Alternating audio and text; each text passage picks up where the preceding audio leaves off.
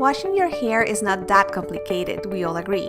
But although it seems easy, not everyone knows how to properly wash it, and we can even be damaging it without realizing. If you learn the right techniques, you will notice a big difference in the health, shine, and consistency of your hair. Sometimes I like to apply some type of oil in the scalp the night before or the same day in the morning. In these clips, I'm showing you both cases. This helps to prepare the scalp to receive and get the best out of the infusion. It is important to give a massage to the scalp before the shower using a massage brush. That way, we activate the capillary hair receptors so that the infusion as well as the shampoo and conditioner work better due to the microcirculation. If you don't know which brush to use and how to properly brush your hair, I'm linking a video up here with my entire collection of wooden brushes.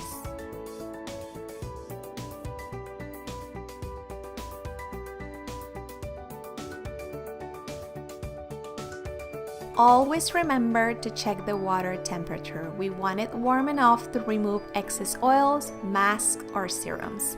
I'm currently removing a serum I previously put on my hair this morning while I was at the gym. That is why my hair looks a little oily.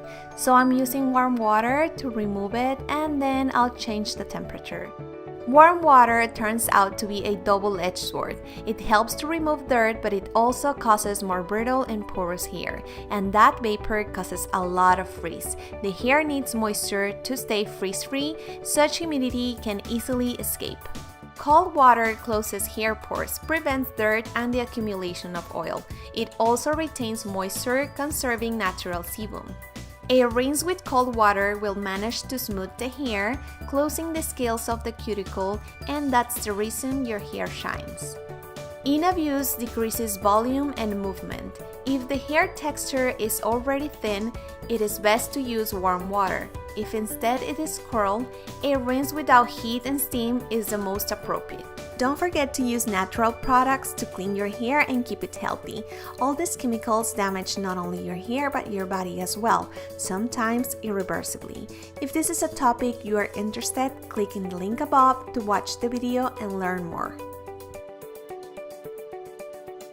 Remember not to twist your hair. Squeeze it this way and always use a microfiber towel. That will be enough to remove excess water.